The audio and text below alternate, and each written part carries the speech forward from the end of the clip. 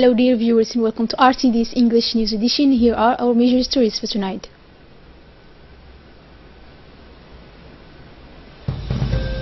The head of state, Ismail Omar Guelleh, chairs the third meeting of the Ministers' Council. More than 22 million people need humanitarian assistance in Yemen. Thank you for joining us in our newsroom. Under the chairmanship of the President of the Republic, His Excellency Ismail Omar Guelleh, the Council of Ministers took place today at the Presidential Palace, where several issues have been discussed. Here are this report. Sous la présidence du chef de l'État, Son Excellence Monsieur Ismail Omar Guelleh. Under the chairmanship of His Excellency Mr. Ismail Omar Guelleh, today has been held the Ministerial Council section. The following bills have been on the agenda. The first question was from the Minister of Delegate for Housing. Mrs. Amina Abdi Aden made a report to the Council of Ministers on the achievements and prospects in the housing sector and recalled that the President of the Republic has raised the housing sector as a priority in order to make easier for every citizen to have access to a decent housing. Its department has put in place a national housing policy that focused on priority objectives, increasing the supply of equipped plots, the production of social housing, the reduction of precarious housing, and setting up a sustainable financial system. In the area of housing producing and the reports on the process made and the various programs undertaken, towards nearly 2,250 social housing entails units have been built and 3,600 plots have been cleaned up in Djibouti city and in this region. The implementation of those important programs aimed at increasing of meet the objectives of the government with the ambition to allow everyone to access properties. It indicates that this dynamic will be reinforced by the projects in progress and programmed with the accurate financing, namely the construction of 5,200 apartments and the production of 15,000 surveyed plots. Those operations are part of the vast housing construction program for the benefit of all the social categories. She said that the EOJ Foundation Rights to Housing, created by the President of the Republic, plays a key role in the providing shelter to the greatest number of our compatriots. To support the government's project efforts, the foundation has built 650 housing units to date and 1,500 are under construction. A part of this intervention program, the foundation plans housing constructions programming in the regions during the year of 2018 until 2019. The government will implement the project known as the Zero Split Program, which is an integrated program to reduce unhealthy housing, which concerns the reduction, upgrading of the old neighborhoods and Balbala. This ambitious program will solve the problem of precarious housing and improve the living conditions of the population in a sustainable way. On the other hand, the Amicable Transfer Program has enabled nearly 2,000 households to gain ownership during the years of 2015 till 2017 period. The question 2 concerns a draft decree granting authorization for practicing the profession of lawyer. Mr. Mahdi Bulbul Ali, who holds a master's degree in business law, has fulfilled the the conditions required by the law to be able to practice the profession of lawyer. Question 3 relates to a draft degree appointing a technical advisor. Ms. Hassana Barkhad Daoud is the appointed technical advisor of the Prime Minister. Concerns the draft degree appointing the technical advisor of the Minister of the Decentralization, Mr. Saleh Ali Roble, formal First Secretary of Arta Regional Council, is the appointed technical advisor of the Minister of Interior in charge of the decentralization. 1,5 milliards de francs Djibouti pour financer un projet pilote de restructuration du quartier Balbala ancien. The President of the National Assembly, Mohammed Ali Hamad, received this morning on a courtesy visit the new Ambassador of Japan to Djibouti, Mr. Koushik Yonatani. The discussions focused on the presentations of the Assembly, which is the nerve center of the Djiboutian democracy and the people of Djibouti. They also mentioned the friendly relations that exist between the two countries on the whole plan and sustainable development. The President of the National Assembly welcomed the new Japanese ambassador and wished him success in his diplomatic mission in the country and assured him of his permanent presence to facilitate the talks. And for his part, the Japanese ambassador expressed delighted about the welcome given to him by the Djiboutian authorities and thanked the President in particular.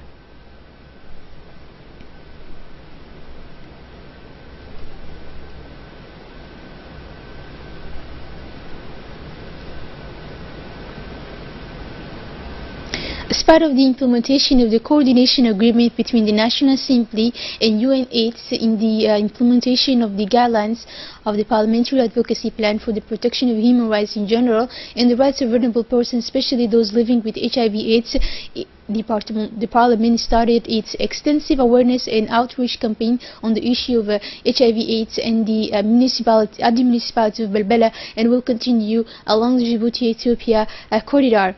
The campaign follows a series of discussions and awareness carried out by women parliamentarians in collaboration with the UNFD, who traveled for weeks throughout the country. The aim of this workshop was to inform and disseminate the legal instruments put in place by the legislative body since 2007 with a view to protect the rights of persons living with the disease.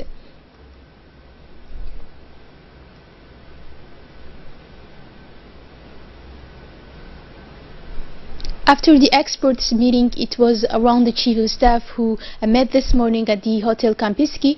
This 23rd regular meeting of the political organs of the first member countries for the Eastern region. The purpose of this meeting was to review the experts' report, and these foundations have seen the participation of ISAF member countries, but especially eminent experts versed in the basics of peace and security. Several points are on the agenda of this meeting in Djibouti between the experts, senior and military officers and policymakers of the ISAF. And let's not forget that East African Spending Force, known as ISAF, is a regional intergovernmental organization established by an agreement signed by member states. It is responsible for promoting peace and security in the East Africa region.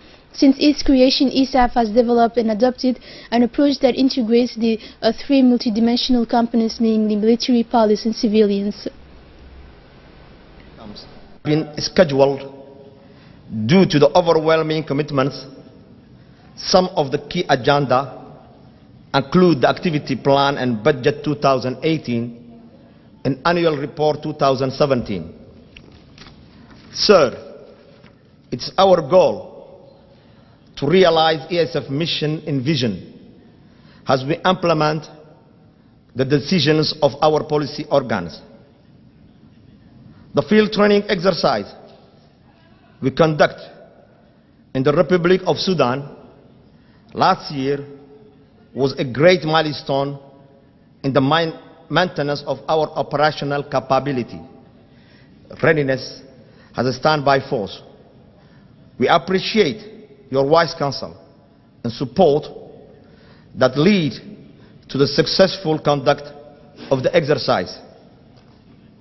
We also wish to reiterate our appreciation to the Republic of the Sudan for hosting the exercise. The Minister of Defense Ali Hassan Badon in his speech recalled that the Republic of Djibouti, with its motto of unity, peace and equality, has always worked for peace and stability in the region and in particular across the continent. Let's listen for more details. Under our motto, unity, peace and equality, Djibouti has endured in lasting peace and in a region of turmoil. Despite being a small nation, Djibouti has always believed in contributing toward peace and stability on the continent.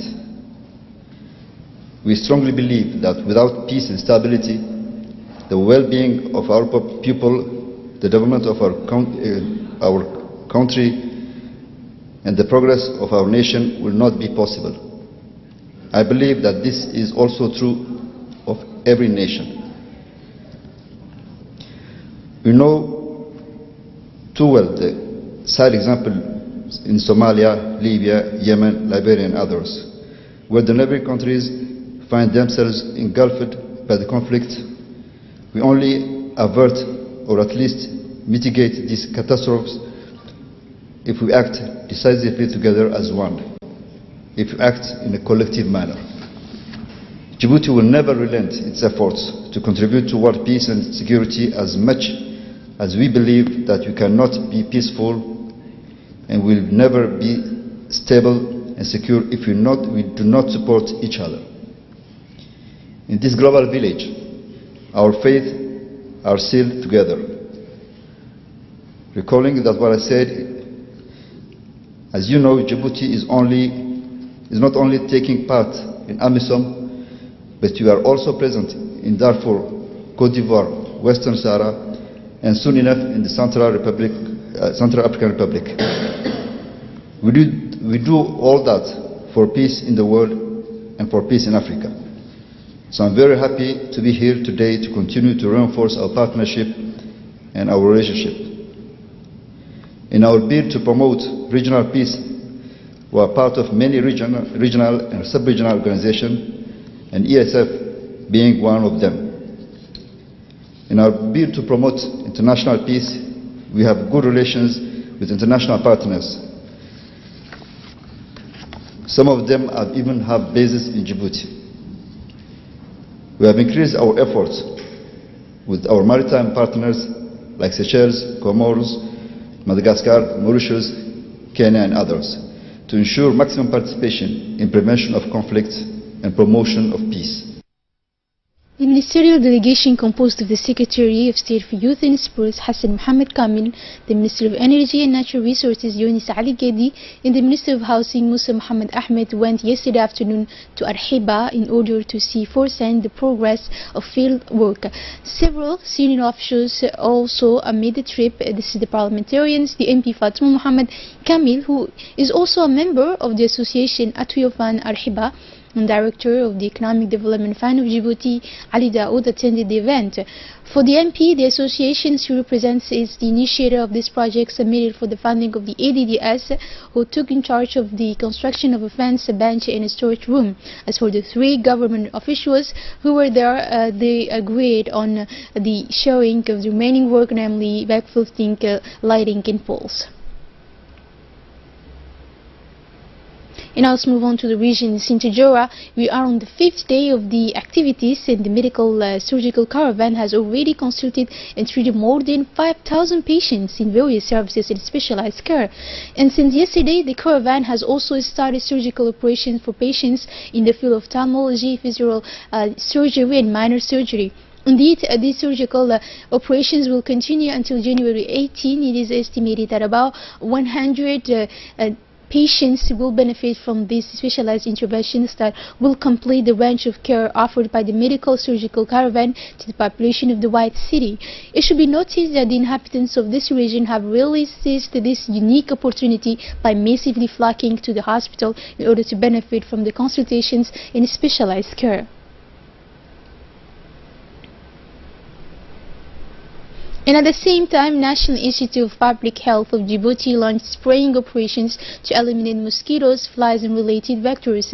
Teams from the National Institute of Public Health of Djibouti, composed of entomologists and hygiene officers, will carry out identification and destruction of larval sites in all risk neighborhoods of the city of Obok. These prospective operations will map and destroy larval sites, potentially vectors of malaria.